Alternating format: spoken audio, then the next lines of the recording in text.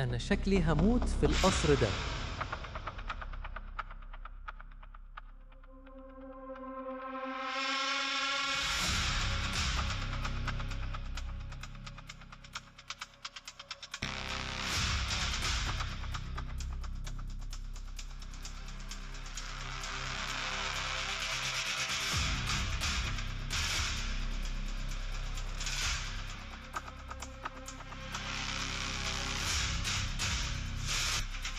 قصتنا النهاردة بتبدأ مع أمير بيحب نفسه جدا، وطول الوقت شايف إنه أحلى وأغنى واحد في العالم كله، لدرجة إنه بيقلل من أي حد قدامه، وشايف إنهم أساسا مش من مستواه، ومتدلع جدا، ومش بيستقبل في القصر بتاعه غير البنات الحلوة، وطول الوقت بيعمل حفلات غريبة جدا، وبيختار أحلى واحدة يرقص معاها، وبيستمتع بوقته على قد ما يقدر. وفي اللحظة دي بتحصل عاصفة كبيرة جدا بره، والجو بيقلب، وبتظهر ست عجوزة غريبة وفقيرة، وبتحاول تهرب من العاصفة، وبتدخل من القصر من غير ما حد يشوفها، وبتقرب من الأمير وبتديله وردة في إيده، وبتتحايل عليه يسمح لها تقعد هنا شوية لحد ما الجو يهدى. وللأسف الأمير بيعاملها بكل وحشية وبطريقة بشعة جدا، وبيفضل يقلل منها، وبيتريق عليها قدام كل اللي موجودين، وبيوجعها بالكلام، وبيرمي الوردة في وشها على الأرض. فبتحاول الست العجوزة تشرح له إن الجمال المفروض يبقى جمال القلب والروح، بس للأسف باين إن قلبه حجر وما عندوش أي رحمة، وده باين في معاملته ليها، وما يستاهلش أي حاجة غير الشر. وفجأة الست شكلها بيتغير، وبتتحول لبنت جميلة جدا، ومن كتر جمالها الأمير ما يقدرش يتحمل ويقع على الأرض، وبيتحايل عليها تسامحه، وبيحاول يفهم هي عملت كده إزاي. وطبعا الست بتشرح له إنها كانت جاية هنا عشان تختبره، ولما قدمت له الوردة كان المفروض إنه ياخدها ويتعامل معاها كويس، بس لأن قلبه أسود كان باين عليه قد إيه هو مش بيحب الناس الفقيرة ولا حتى بيتعاطف معاهم، وكانت متأكدة إنه ما يستاهلش تعاطفها هي كمان. ومن غير أي تفكير الست بتتحول لحيوان مفترس، وبتخلص على الأمير قدام كل اللي موجودين. ومش بس كده، لأ، ده بتشيل كل تاريخه من دماغ كل الناس اللي كانت عارفة وعايشين معاه، وبتمحي كل الصور بتاعتهم من الوجود، وكأنهم ما كانوش موجودين أصلا. وبنفهم إن الوردة اللي كانت بتقدمها مش مجرد وردة عادية، وإنها وردة عليها سحر، ولما رفض ياخدها اللعنة بتاعت الساحرة ظهرت، وفي الآخر اتحولت لحيوان مفترس، وبتحوله هو كمان لحيوان. وعشان يرجع لطبيعته تاني لازم يلاقي الحب الحقيقي، وقلبه يتعلق بحد بجد، وبيحتفظ بالزهرة دي في مكان، وبيحاول يحافظ عليها سنين طويلة، لأن دي آخر أمل بالنسبة له، وبيفضل عايش على الأمل ده يمكن يرجع لطبيعته في يوم من الأيام.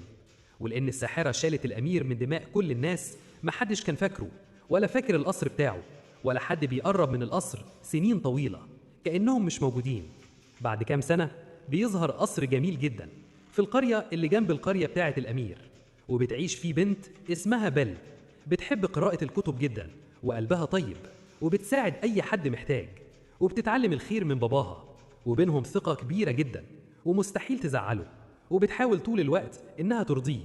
وفي نفس الوقت بيعيش ولد تاني اسمه جاستون، وده قلبه طول الوقت متعلق ببيل، وبيحبها جدا وعايز يتجوزها بأي طريقة، وكل شوية بيحاول يقرب منها، ولكنها بتبعد أكتر وبترفض تتجوزه، وبتشوف إنه شخص مخادع وبيكره الخير، وهي طبعا ما تحبش تكون مع واحد زيه. وبالرغم من كل ده بيصمم على حبه ليها، وبيفكر في أي طريقة يقدر يتجوز بيها حتى لو غصب عنها. وفي يوم باباها بيكون ماشي في قلب الغابة لوحده بالليل، وفجأة بيظهر قدامه طريق غريب جدا، ومن غير أي تفكير بيمشي فيه، لأنه بيحس إنه طريق مختصر وهيوصل منه بسرعة.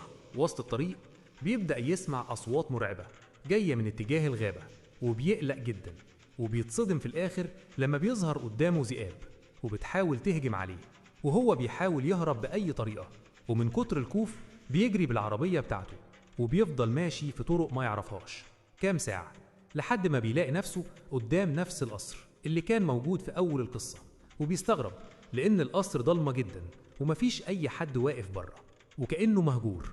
ومن كتر الفضول بيقرر يدخل يدور جواه، وبيستغرب أكتر لما بيلاقي نار شغالة جوه، والسفرة موجودة وعليها أكل، وباين كده إن في حد عايش.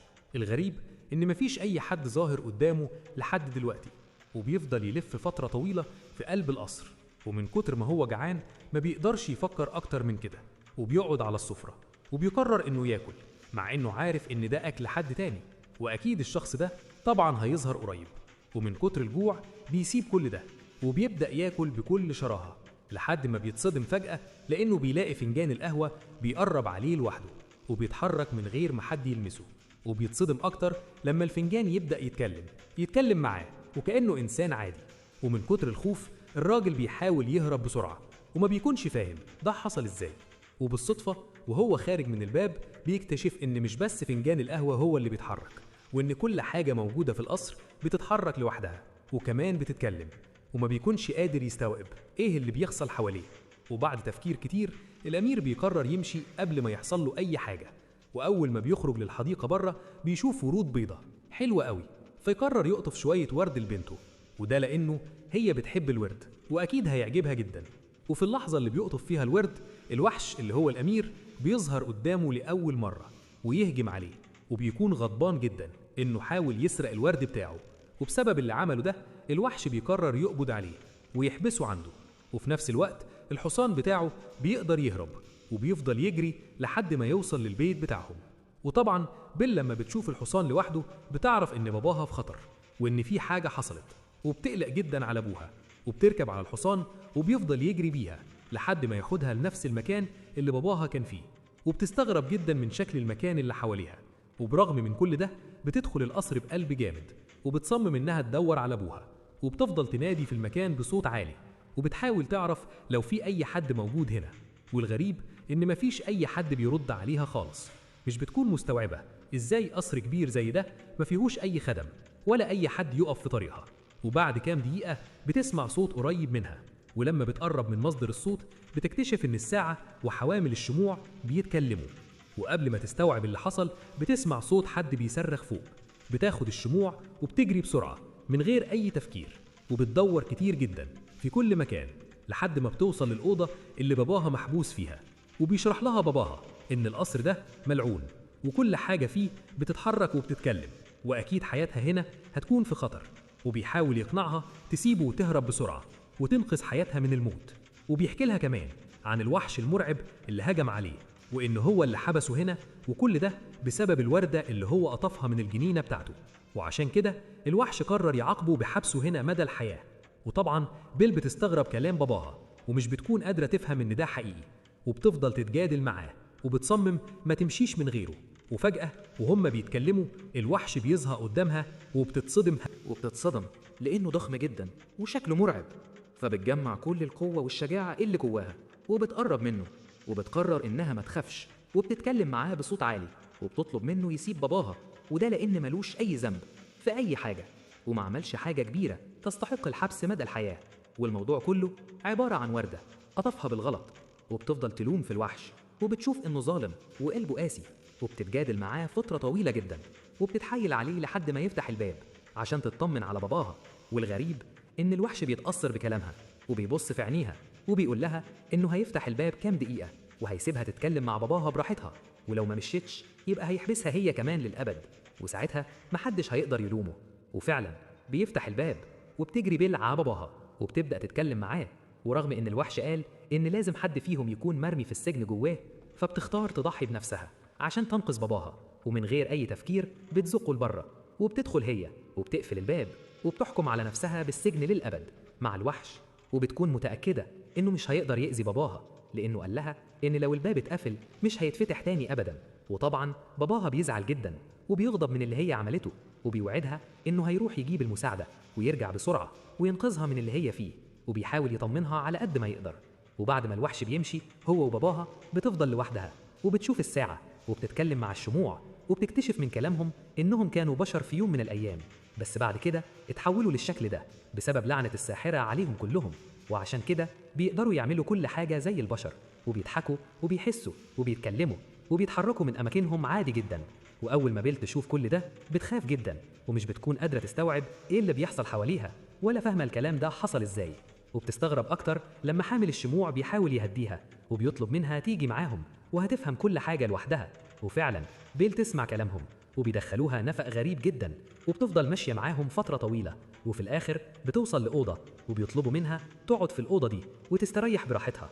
وأول ما الوحش بيعرف اللي حصل بيغضب جدا ويروح يتخانق معاهم لأنهم بيتصرفوا من غير ما يستأذنوا، وهو بيستغرب أكتر لأنهم حاطين أمل على البنت دي وحاسين إنها البنت الوحيدة اللي ممكن تفك اللعنة عنهم كلهم، وبينصحوه يقرب منها ويحبها ويعمل كل اللي الساحرة كانت بتقول عليه، وبيدوله شوية نصايح عشان يعرف يقرب منها وتحبه بجد، وبينصحوه كمان يعمل لها عشاء ويعزمها عليه.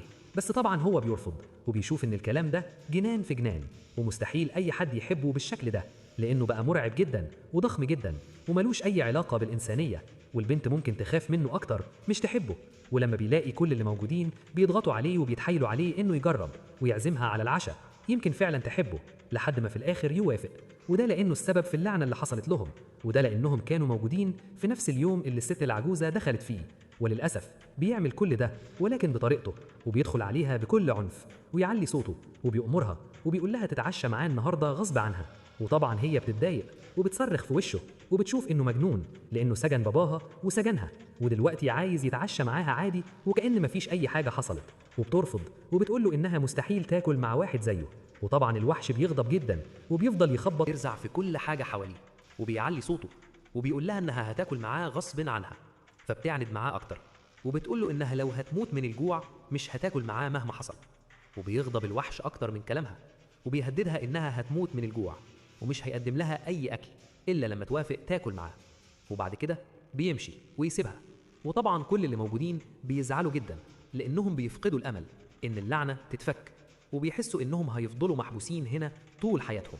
وبعدها على طول الوحش بيدخل للمكان اللي الوردة موجودة فيه، وبيزعل أكتر كل ما يشوف ورقة منها بتقع، وبيعرف إن الوقت اللي باقيله قليل جدا، ولما الوردة كلها تقع هتضيع معاها آخر فرصة ليه إنه يرجع إنسان مرة تانية.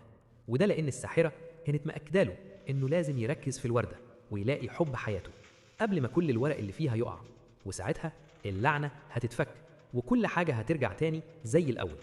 وكل شخص موجود في القصر بيحاول يعيش حياته بأي طريقة بعد ما تحولوا كلهم، وبيحاولوا يواسوا بيل في الوضع اللي هي فيه. وفي نفس الوقت باباها بيرجع للبلد مرة تانية وبيحكي لكل الناس على اللي حصل معاه، وبيقول لهم إن في قصر قريب من هنا موجود جواه وحش ضخم جدا أخد بنته وسجنها جواه، وإن حياة بنته في خطر ومحتاج المساعدة. بس للأسف مفيش أي حد منهم بيصدقه وبيفضلوا يتريقوا عليه وبيفكروا إنه مجنون.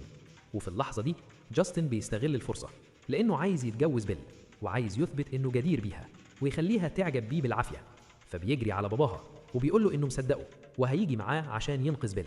وفعلا بياخد صحابه ويروح مع باباها في قلب الغابة، والغريب إن الراجل مش قادر يفتكر الطريق كله وكأنه اختفى تماما، وبيفضل يلف بيهم من مكان للتاني لحد ما جاستن بيتضايق وبيتكلم معاه بطريقة وحشة، وبيشوف إنه راجل مجنون وكل اللي بيقوله مستحيل يكون حقيقي، وبيقول له بكل صراحة إنه عايز يتجوز بنته وهيتجوزها بأي طريقة حتى لو غصب عنها، وبيفضل كمان يستفزه بالكلام. ولما باباها بيرفض وبيقول له إنه مستحيل يتجوزها طول ما هو عايش، ساعتها جاستن بيغضب أكتر ويضربه ويقلل منه قدام كل اللي موجودين، وبياخدوه ويربطوه في شجرة ويمشوا ويسيبوه، وده لأنه عارف إن المكان مليان ذئاب وأكيد هتخلص عليه وفي خلال كام ساعة بس هيكون ميت. والغريب إن تاني يوم الصبح بتظهر قدامه بنت غريبة وبتحاول تساعده وبتفكه بسرعة وبتاخده معاها عشان تعالج جروحه. وفي نفس الوقت ده بيل بتفضل محبوسة في القصر وبيتكلم معاها البراد والفنجان اللي جنبه، وبيحاولوا يقنعوها إن الوحش غلبان جدا ومش وحش كده زي ما هي متخيلة، وإن قلبه كمان طيب جدا.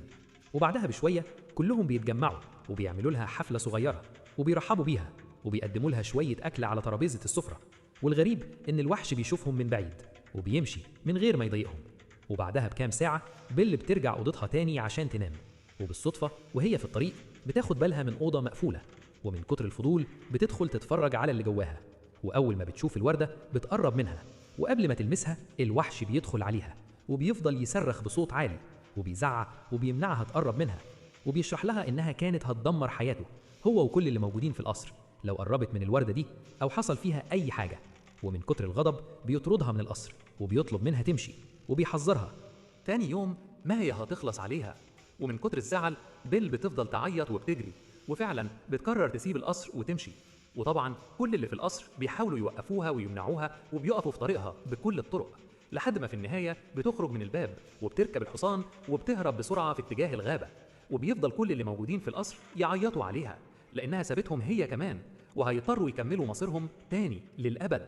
وده لأنها كانت آخر أمل بالنسبة لهم عشان يرجعوا لحياتهم الطبيعية تاني ويكونوا بشر عاديين.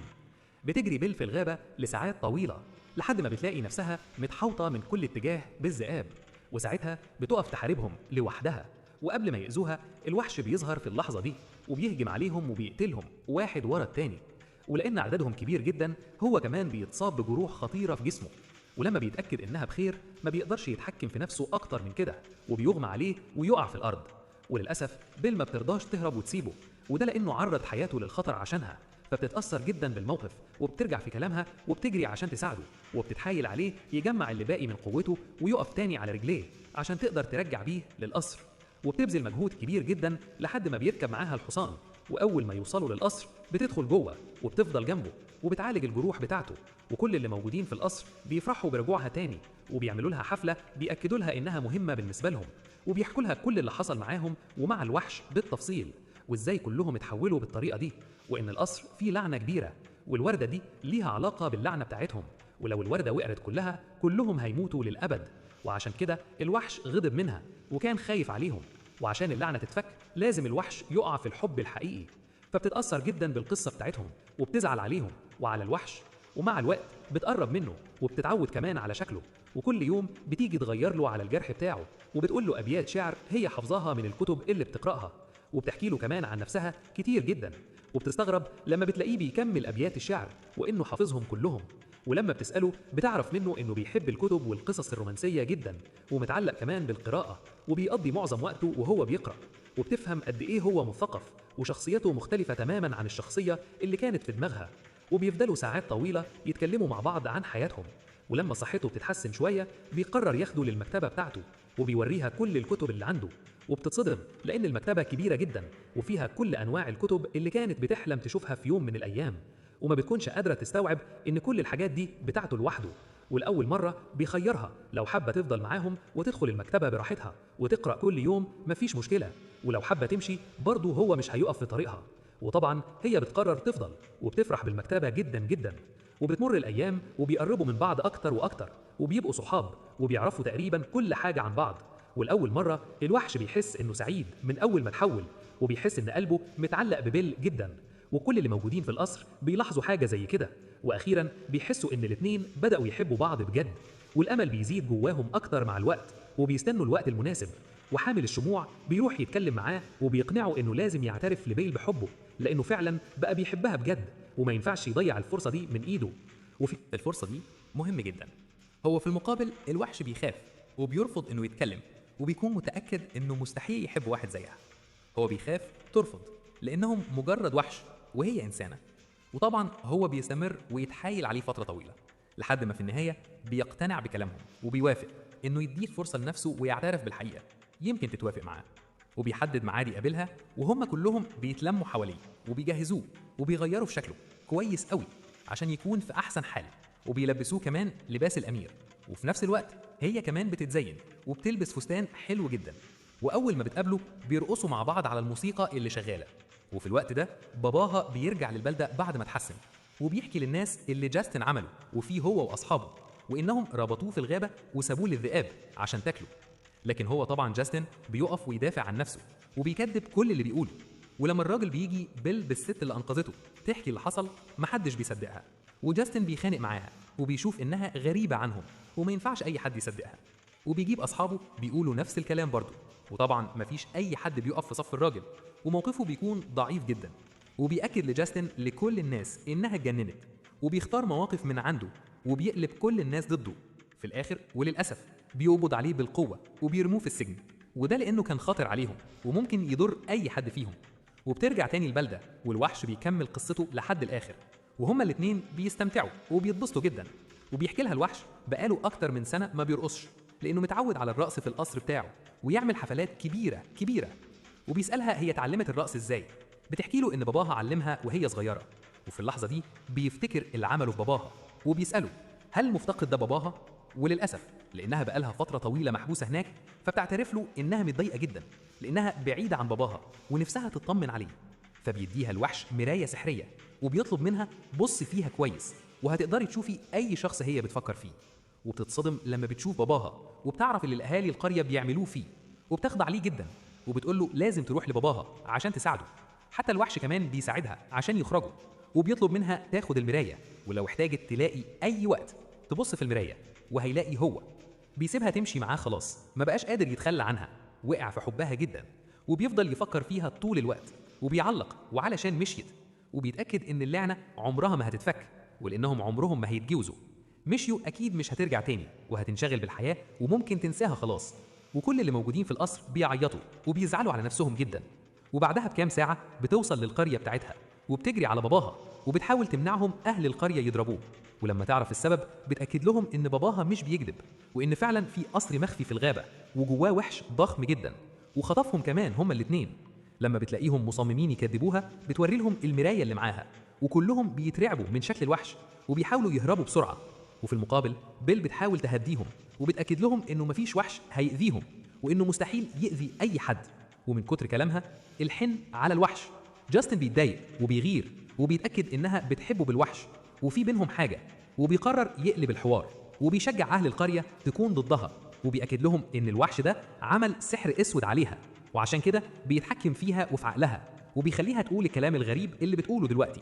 بقت بتتكلم بنفس طريقه باباها، وكالعاده هما الاتنين مجانين وبيستمروا يتكلموا عليها بطريقه وحشه جدا لحد ما كل اهل القريه بيقتنعوا بكلامه وكالعاده وبيوافقوا ويرموها في السجن مع باباها لانها بقت خطر عليهم هي كمان. وما بيكتفيش بفيش كده، وبسلادهم بيشجعهم وبيتفق معاهم بيروح يدور على القصر ويخلص على الوحش اللي جواه باي طريقه مهما كان الثمن، لانهم ما عملوش كده اكيد الوحش ده هيوصل للقريه وهيخلص على كلهم. وفي المقابل هو بيكون عنده خطة تانية خالص، وكان عايز يتخلص من الوحش وياخد القصر بتاعه ليه ويكون أمير هو ويسيطر على المنطقة كلها ويتجوز بيل غصب عنها.